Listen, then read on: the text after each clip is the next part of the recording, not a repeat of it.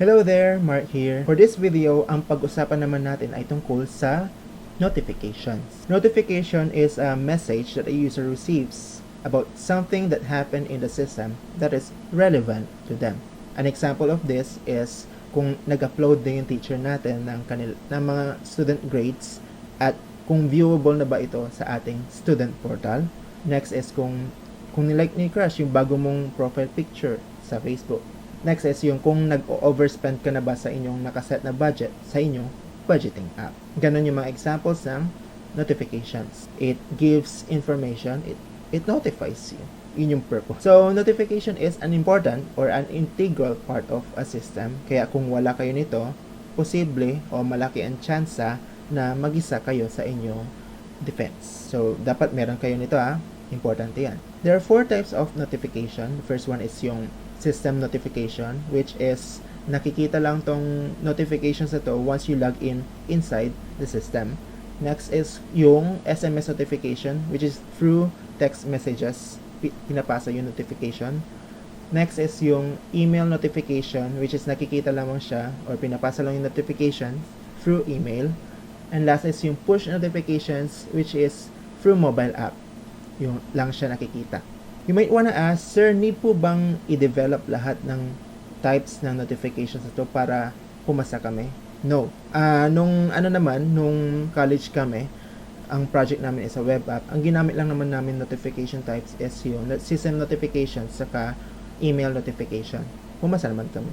So, kung sa side ninyo, kung meron naman kayong mobile app na kasama, required dito yung push notifications. Yung SMS notification is hindi naman masyado required. For me, hindi siya required kasi mahirap siyang i-develop with your level. Ano siya, pang professional level na yung pag-integrate ng SMS notifications. Kasi meron pa siyang ginagamit na external service. Tapos, kailangan may load din yung yung client ninyo para makagamit ng SMS. So, last part ng ating discussion is about notifications manager. Ano tong notifications manager? Dito mo ini-enable or disable yung notifications per transactions na nangyayari sa inyong system. I-note ko lang, per transaction. What is an example of a transaction? Pwedeng meron tayo sa Shopee, meron tayong buy transaction, payment confirmation, shipping, tapos out for delivery na siya. So, iba-ibang transactions yon, iba-ibang events. So, sa Notifications Manager, as an admin, pwede kong i-on or off yung notifications per transactions na nangyayari. Kuwari, sa third transaction, which is yung for shipping na siya, pwede kong i-off yung transaction dito. Pwede ko rin i-on as an admin. Another component ng Notifications Manager, pwede ko rin iset yung type ng notification na isa-send ko per transactions din. Like, for example, sa first transaction, which is yung successful na buy transaction, pwede kong iset na push notifications lang ang isend sa user dito. Another example, sa last transaction, which is yung pang out of delivery na siya, pwede kong iset na lahat ng types ng transactions, lahat ng types ng notifications ang iset ko rito.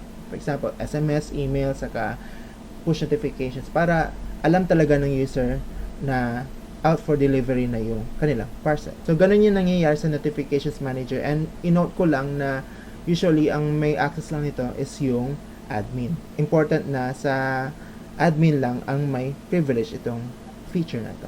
So, that's all for this video. I hope naging helpful itong mga sinasabi ko. And watch out for my next videos.